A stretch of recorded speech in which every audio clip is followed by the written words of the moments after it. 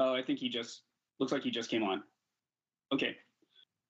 All right. Well, if we're all set, we can call to order the work session for February 8th, 2022. We'll do just a quick roll call. Vice Chair Kai chairing for Chair Simpson. Present. And if the other commissioners who are here, you could just chime in. Dan Vance is here and I'm present. Taylor Giles. And present. Taylor Giles here. Gene Simpson is here for some period of time. Hope you're doing okay, Gene. Every day a little bit better. That's good. Thank you. Yep. And is Commissioner Widola present?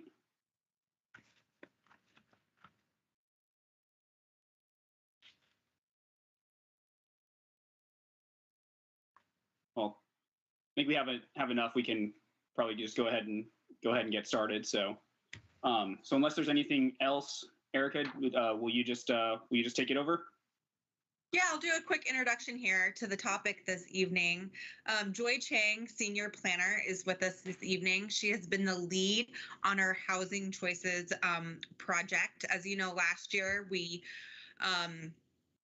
finished the first phase of the project, which was the residential design standards. Now we have kicked off into the second phase that looks into development standards for triplexes, quads, and cottage clusters. Just last month, you reviewed the development standards for plexes and quads. And now this month, we're going to be reviewing the development standards for cottage clusters. That's part of the discussion for tonight, as well as touching on some other work that we are kind of folding into this project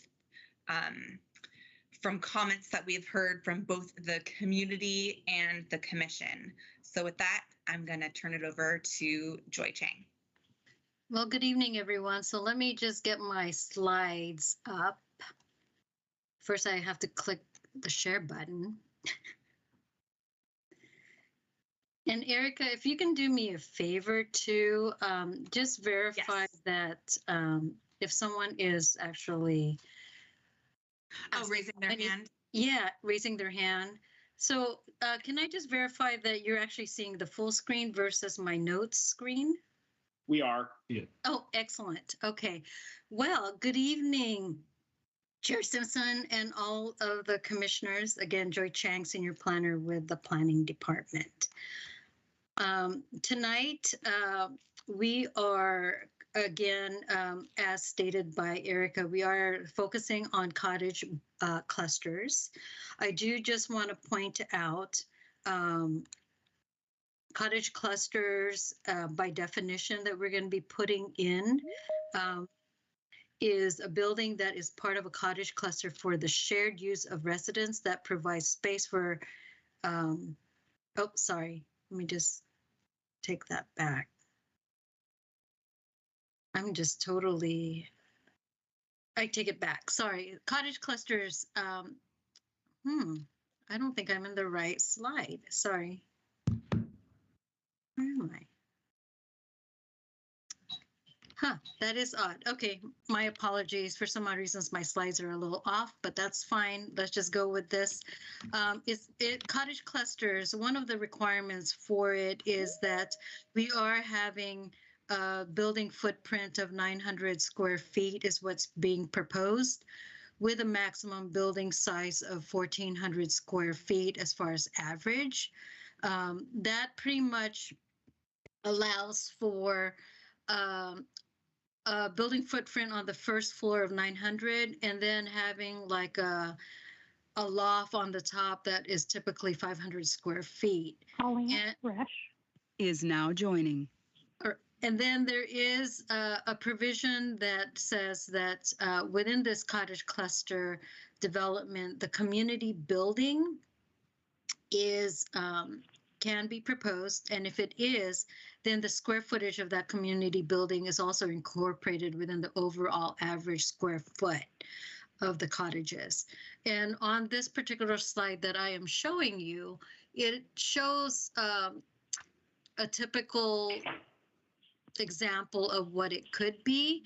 The building footprint on this is just a little bit over 900 square feet. But again, the total area as far as living space is 1,292 square feet. So meeting the maximum threshold of 1,400 square feet average. Does anyone have a question that's tied to this particular standard?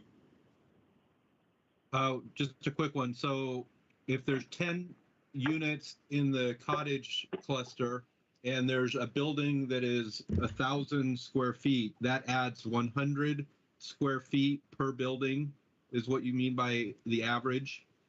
Right, we would take all of those 10 and there has to be an average of 1,400 or less. Okay, and then you would take the number of the common building and divide that by the number of buildings and add that to that. Yeah, if there is a common building that they are proposing, yeah, okay. it would be included. It would be like the 11th Okay. yeah, structure. Is that the standard? Counselor Scott has a question. Yeah, it was just about that point.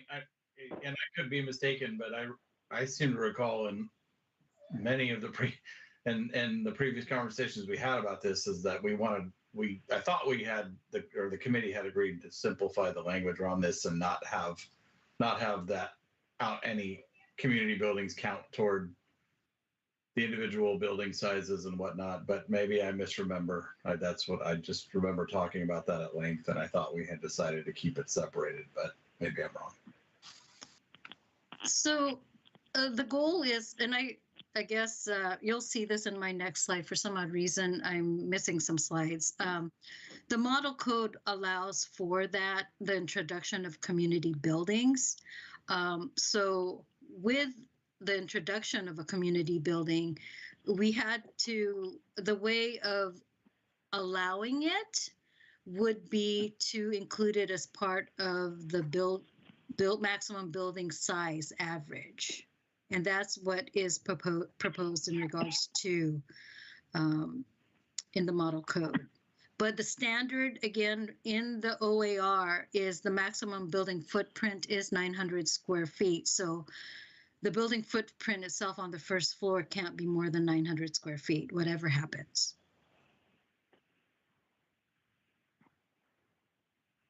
I mean, we don't have to follow the OAR exactly, do we?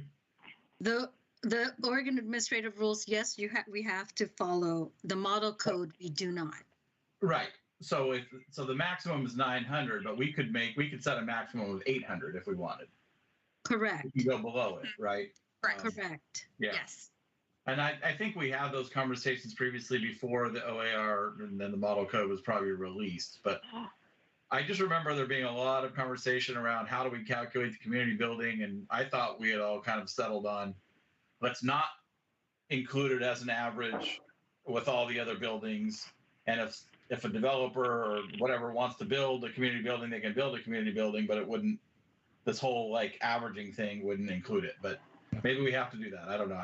It seems like it's come back and in a different way than what I remember those conversations, but I'll let someone else on the committee, maybe they remember differently.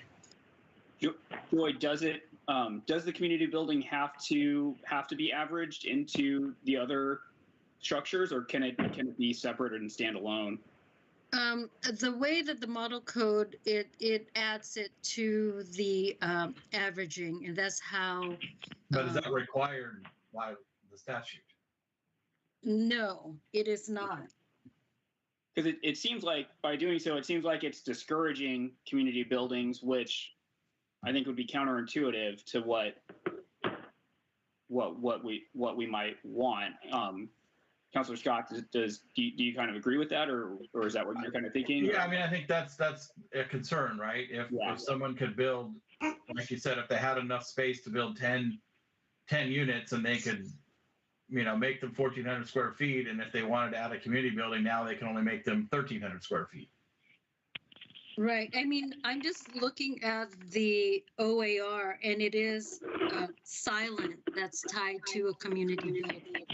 Yeah, I guess let's put aside the model code and what what's the point of this, right? What's the point of like what are they trying to get at with this provision, right? It feels to me like, yeah, I think to Justin's point, do we want community buildings? Do we not want community buildings? What are we trying to encourage? And then let's figure out what the right mechanism is for doing that. This feels like, what's the point of this? I don't get All it. right. So typical in cottage development, the community have, just because these are smaller units, the community have requested that there be some type of common building to be utilized in some fashion, especially because of the units themselves are so small.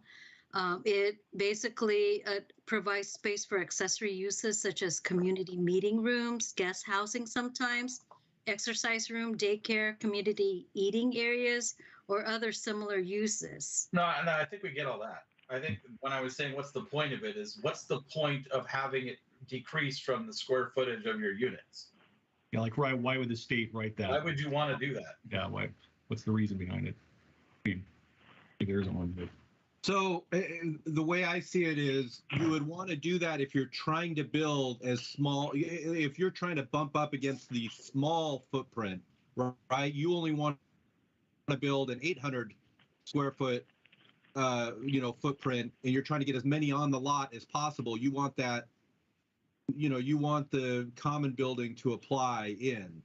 What we're saying, I think, is what I'm hearing you say is we want the 1,400. We want to encourage them to do as big a cottage unit as they can, and not be penalized for having the common room. I think we're all in agreement. We want the common use, area. I think it would be a benefit for living in that community, and especially if it's we use the barbecue area once a month. I don't need it in my backyard, but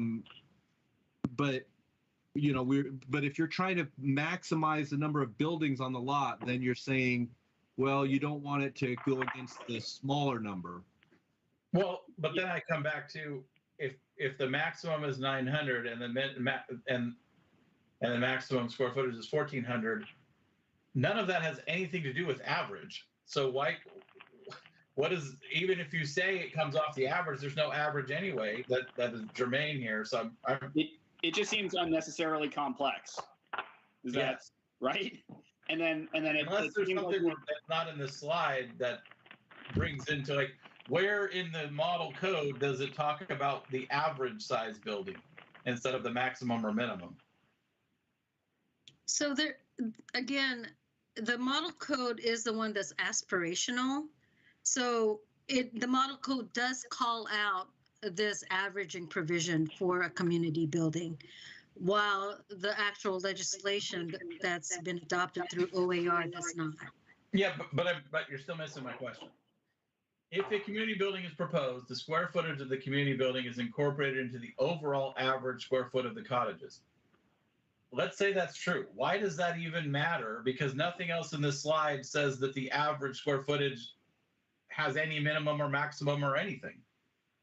So I think they put that in there, Doug, and I'm just speculating, is because they don't want a community building twice the size as one of the cottages.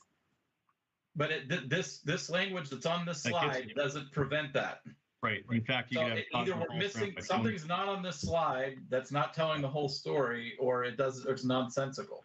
It just seems like there's simpler code that could be written if that's what the goal is. To make the community building related in size to the rest of the structures. So I mean, if the community building was 20,000 square feet, great. That's going to up the average of all the buildings, but it doesn't change the size of the individual buildings itself. Yeah. But what does it matter? I don't understand the average. There's nothing here that makes sense on why the average even matters. Well, let us play with this language, I think, a bit and come back to you with some new language that doesn't take into account the averaging aspect. Well, if anything, it seems like we want to go the other direction. If you're going to have buildings if you're going to have homes on standalone that average a certain low level, if you get too low, you won't let them build a community building because you don't want them making tiny little huts just to have a giant grand But space. So it seems like again, there's nothing here that says there's an average that applies anyway. It just says you can't be bigger than 900 and you can't be bigger than 1400 total. There's no average. So the averaging aspect is only takes into 1,500 square foot play average. if a community. Oh, average. Okay, I'm sorry, I missed that. Yeah. Okay, now it's clicking in my brain.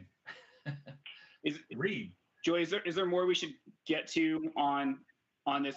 Like we can come back to this, but if there's more or stuff that gets clarified with the rest of your presentation, that might be helpful. So I mean, can I just make a suggestion? Sure. It feels to me like we should set a maximum footprint and a maximum size, and have the maximum size not have an average. Just say your maximum footprint is 900, your maximum size is 1400. Because you don't want to, I don't know why you'd want to have a 1200 and an 1800. Yeah. Now the 1800, you're the size of a standalone house now.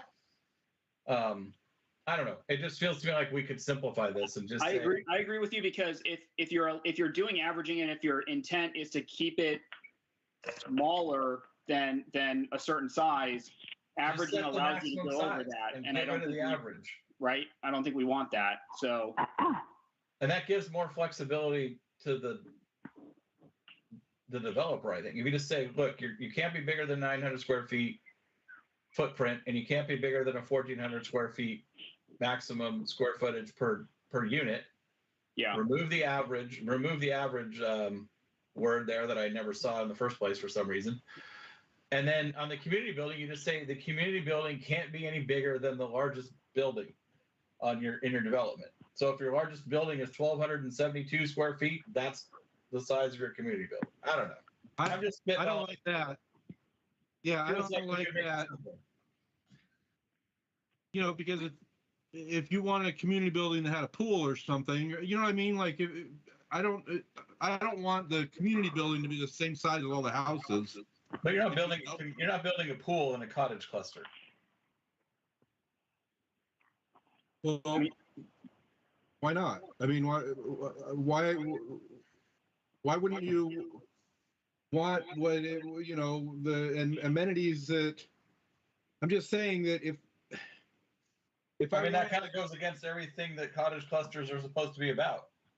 I mean, you're talking about putting multiple buildings on a single lot. You're going to put 6 cottages and a pool. That's a big lot.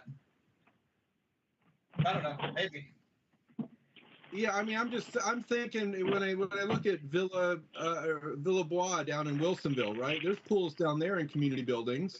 But none of those are cottage clusters. I think those are more. Yeah, I think those are more like apartments or something. Can we, Joy? Right.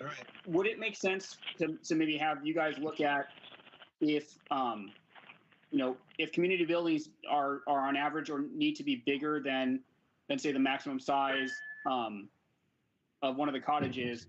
Does it make sense for that to be, have a maximum of say 25% larger or 50% larger? I get that we want to limit it, but I think we will probably want to have it relate to something tangible. Okay. And I don't know if we have that information right now. So. Okay, so we can definitely look at it. And from what I'm hearing today, it seems as if there's a consensus of removing the averaging and possibly having a maximum size of the cottage. Not a consensus. Of 1,400. Sorry, just if I can just take a moment. The maximum building's footprint and maximum building size gives the developer the flexibility to build 800, 700, whatever it's going to be for their development. But by averaging that out, that'll keep the community building in proportion to the rest of the clusters that are built, correct? And then we don't have to micromanage through code how big they can be. If you have a bunch of small cottages, then all of a sudden you have a 1,400 square foot community building, that would be out of context or out of, it wouldn't fit the feel of the community. So I'm okay with the word average. To me, it makes sense, but I could be a little bit behind steps here.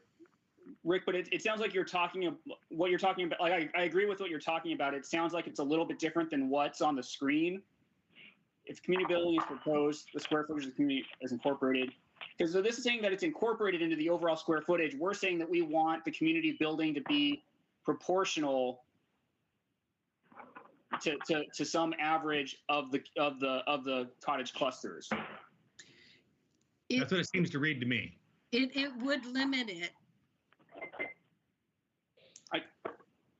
What it's talking, the square footage of the community building is incorporated in the overall. Okay.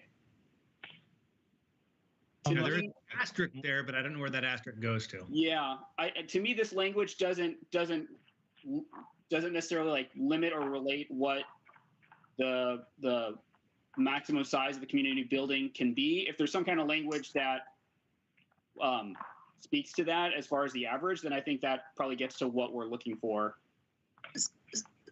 So the asterisk is very specific to if there is a community building proposed, right? Then they take that square footage of that building and incorporate it into the overall average of all the cottages.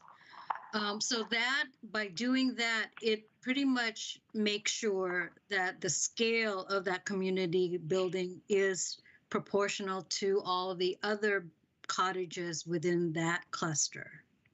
But is it taking away? If you're putting square footage into the community building, is that taking square footage away from the cottages themselves? Yes, It could. Yes. it could. Yeah. Is that what we have an issue with? And Jean has her hand raised as well. Yeah, I was just going to make a comment. The way Commissioner Widola made the statement, the language he used is more clear and defined. Yeah. We have a maximum footprint, we have a maximum building size, and if the community building proposed is an average of the buildings within the cottage cluster or some percentage thereof, 100% or 125%. Yeah. Or 75%, whatever makes sense. You don't use the community building to create the average. You take the average and gauge your community building off of it. Yep. I think Commissioner Widola's wording was perfect. Yeah, that makes sense. I think the only thing I added was proportional. I think the problem with that though is then you can't have a very big community building. I just did some math while we were talking. It goes back to what the other commissioner was saying earlier, is that let's say you had 10 units and they were 1,200 square feet each. If we went with that language, Gene, then your community building couldn't be bigger than 1,200 square feet. Right. Well, we need to find out from the ORA what the maximum size of a community building can be, because if the community building is limited to the 900 square foot footprint, then you're limited by that anyway. Right. Because the other way to look at that is the same 12 units, and then if you use the current language that's on the screen here, and you include it in the average, you could have a community building up to 3,400 square feet and still fall under the 1,400 square foot average. That would basically bring the average from 1,200 up to 1,400 if you spread that 3,400 square feet around all 10 buildings. Right. I think we're missing some information about what does the ORA require on a community building. Okay. What are the restrictions on it? All right. Well, we will definitely come back to you, but I did hear in regards to the other option as far as viewing it, where we do have definitely the minimum building footprint is 900. That's what the OAR says. We can establish a maximum building size, and then we can create very specific standards tied to the community building that could be a percentage of those, the maximum building size as suggested. So we can come back to you with that and propose some language if that's all right. Does that seem Seem good with everyone? At least for now?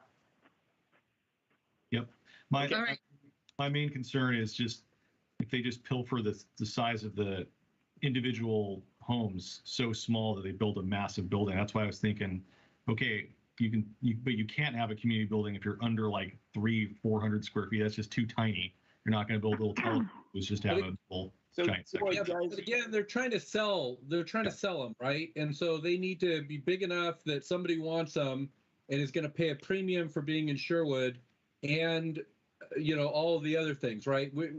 We don't need to, I think, correct the market that much. There's going to be, the market forces are going to take care of some of that. And frankly, maybe I only want a 1-bedroom cottage, right? So let's have some that are at the 700 square feet, right? And I just want a 1-bedroom, study, small garden. Joy, in order for the community building, in order to have a community building, does it have to take away square footage from the cottage clusters, or can the cottages stand alone, and then you can also have a community building that doesn't take away from the square footage of the cottages? So cottage cluster, or the community building itself, wasn't really addressed in the OAR.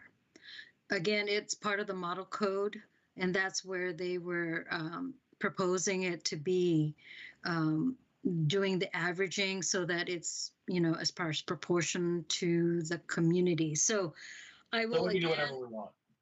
Yeah, so there is no language, so we can definitely come back to you with proposed language that's very specific to the community building. So because what I think we want is a community building that's related in proportion to the cottages, but that doesn't necessarily take away from the square footage of the cottages themselves. Okay. If that makes sense. Yes. So. Okay. Well, let's move on. Let's see. The proposed development standards are applied to cottage clusters on one tax lot. We are writing the proposed amendments that if cottage unit is proposed to be divided or separated into a separate tax lot, the process is going to go through a plan unit development review. And then the creation of the lots are going to go through a condominium process as per the ORS chapter 100, which is the condominium section. Does anyone have a question in regards to that? So if they want to create fee simple lots, they'll have to go through a PUD and through the condominium process. How would they sell these otherwise? If they were all on, let's say you had 6 of them on one lot, could someone just sell that without it being divided? They couldn't. They wouldn't. They would have to go through the condominium process. Or one developer can develop the entire parcel and have it all under one ownership and rent each unit out. Okay, but there's no, you can't sell it unless there's a separate lot.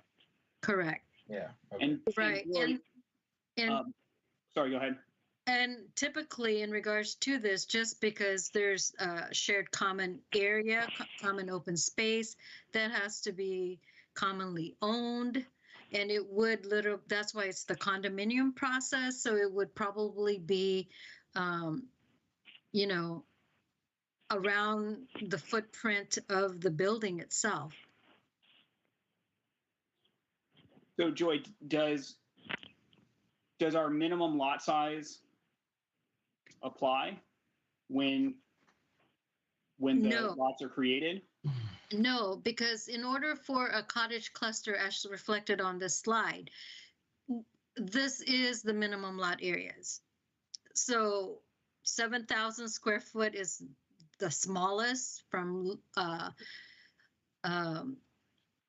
large residential or low density residential. And then it's divided, and then the condominium lots are divided further amongst that 7,000 square Right. foot lot? Right. Let's just say, so the building footprint of one of them could be 900 because that's the maximum. That 900 square feet of building footprint would be condominiumized so that it can get sold. So, Gene, I want to ask you, because I know you know, we've looked at this a lot. Do you have concerns as they relate to minimum lot size with this potential process? I think my bigger concern is that by making it go through the PUD process and the condominium process, we're going to be discouraging home ownership in cottage clusters. They're all going to be rentals. Because Okay. if they have a PUD process is onerous and it has to come before Planning Commission and City Council.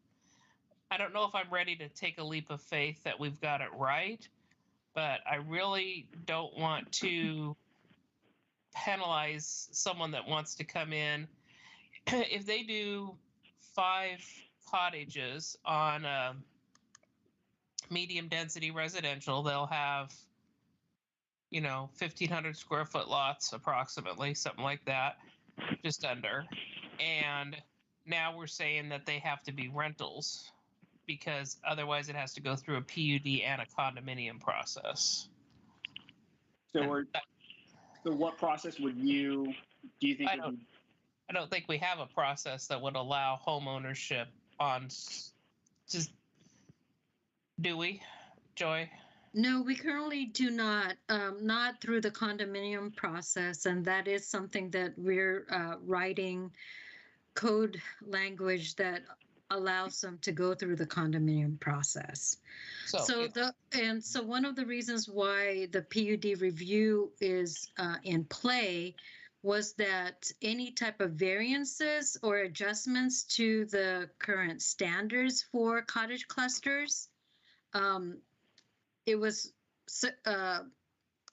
identified early on by the commission that needs to go, if they want any variances or adjustments, they need to go through the PUD process for that.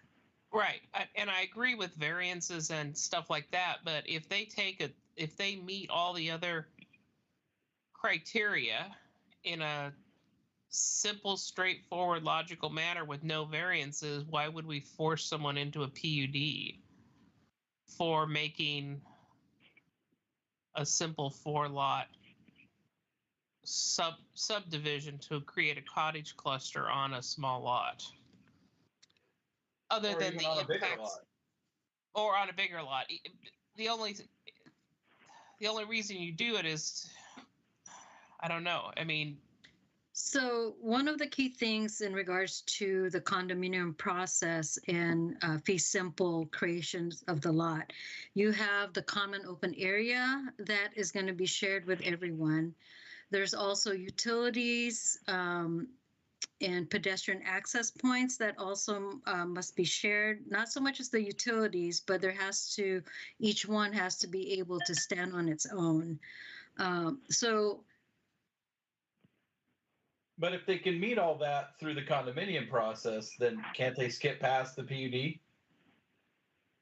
We can definitely write it in that manner. Mm-hmm. We can write it if they can meet all of those standards that are required in regards to be able to be condominiumized. They don't have to go through a PUD process. So the PUD part would be only needed if they were requesting variances to either the underlying zone or the cottage cluster code. Correct. I mean, we can write it in that manner. I think that's a good place to start. Hey, Gene, wanted to ask you the homes that are near the target. I remember that went through a special process in order for them to be built as single-family homes on smaller lots. Do you remember? Did those go through PUD, or what was that process for the creation of those homes? The developer brought forth actual code. So there was a section of our code that's now been sunsetted and removed, and that it was a special code section in the residential chapter that allowed that project to occur. Okay, so that wasn't a PUD process. Nope, correct? they met code criteria because the code was written that allowed 2,500 square foot lots.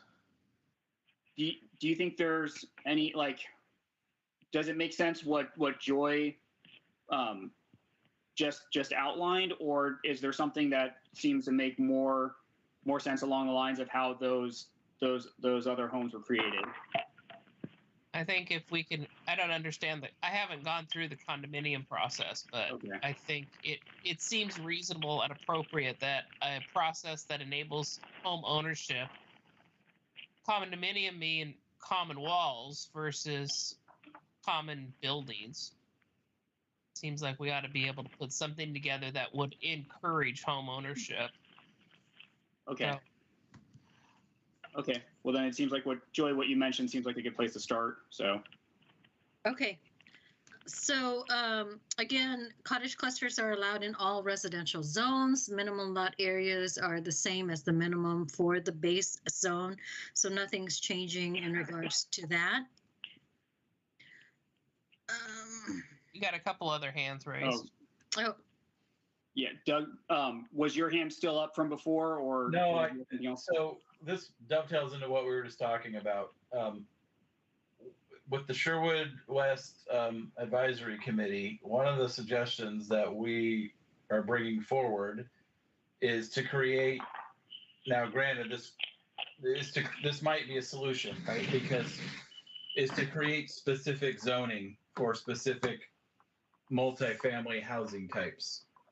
And so one of the things that was kicking it, when this isn't fully baked yet, but the idea is that we could have a cottage cluster zone type specifically, right, for the city of Sherwood. So there wouldn't be a different underlying zone like all the ones listed on the chart there. There would actually be a zone specific for cottage clusters. And if we do that, then the setbacks and all the other lot sizes and all the other requirements of that zone could be adjusted accordingly. And in theory, if we did that right, then whatever that process could be, then it could be the process of that specific zone type. And again, there's a lot more details that need to be filled in there, but just thinking a little bit ahead.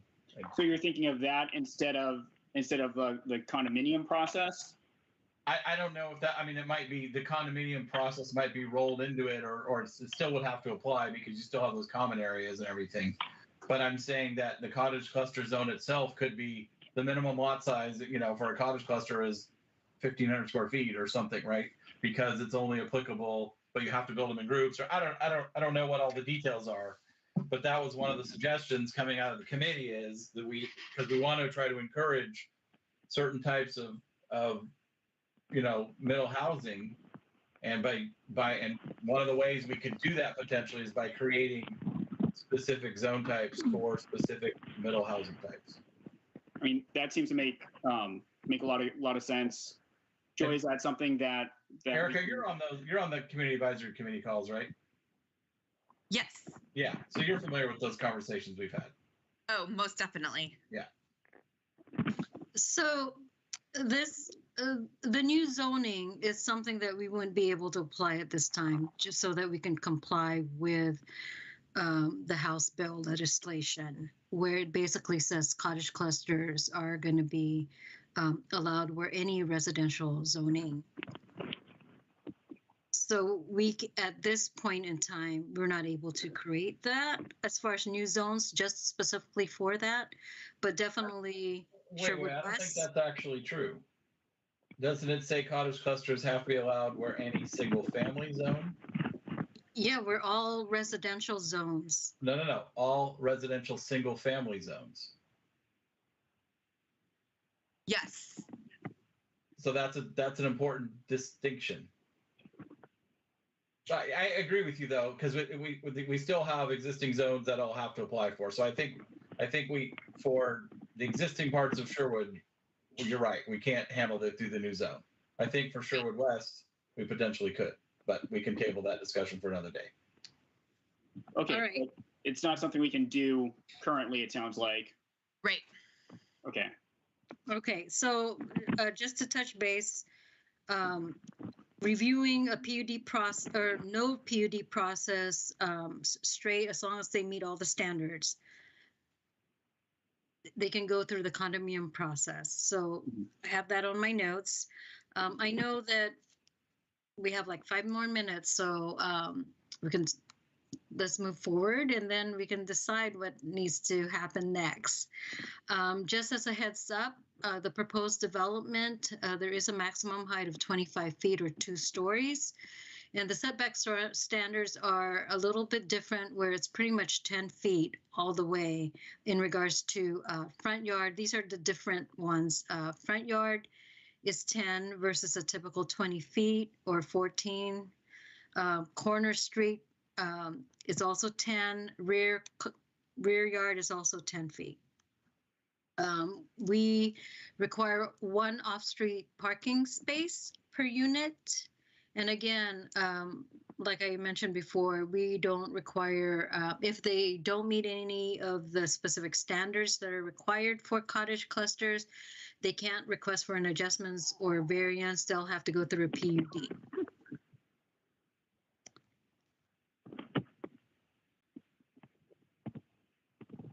So the slide, I don't know. I mean, we have 4 more minutes.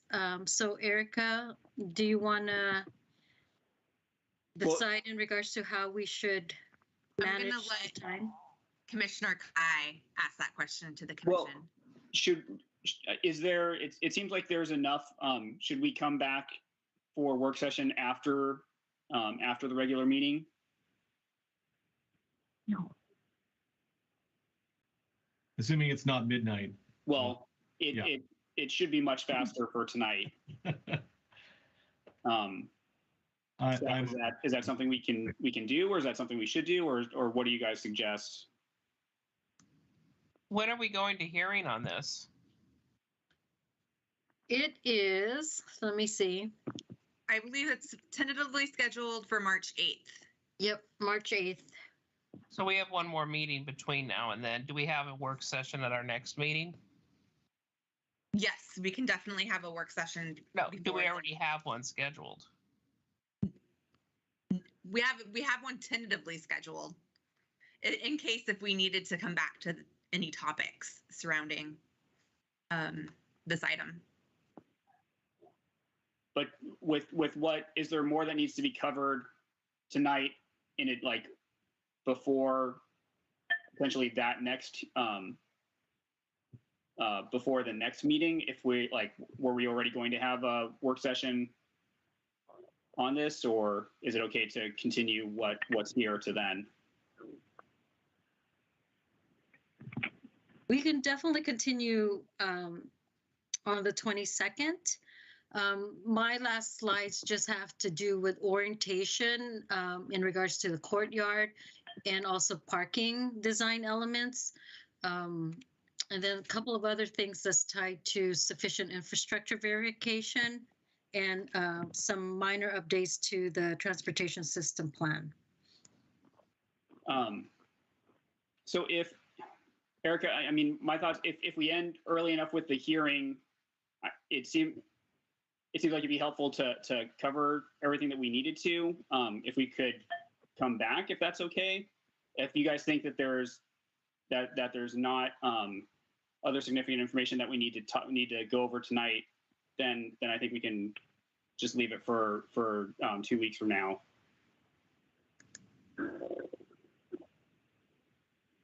I'm curious if anybody else on the commission is curious what these cottage clusters would look like in the different zones, whether it's high density residential 7,000, 10,000, or 40,000. I'm just curious what that would look like really on the 7,000 square foot lot. What we're talking about. If no one else is interested, that's fine. I'll let it go.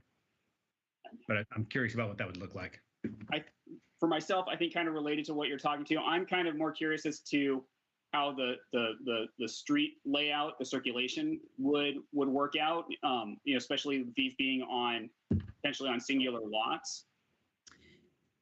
So, So it's 7 o'clock here. I really want to wrap this up. Commissioner Kai, I think you brought up an excellent point, and I think the next couple of slides kind of go over that lot detail about where parking is going to be located and common open space and how buildings are orientated. So I'm going to throw out, let's have after our public hearings, let's have a check-in to see what time it is. Yeah. Decide whether Agreed. we want to go back. Yeah. all right, yeah, if that's okay with everyone, I think that's a good place to be. So, Okay. See you at the All right. regular meeting. all right, thanks everyone. We'll see you at the next meeting.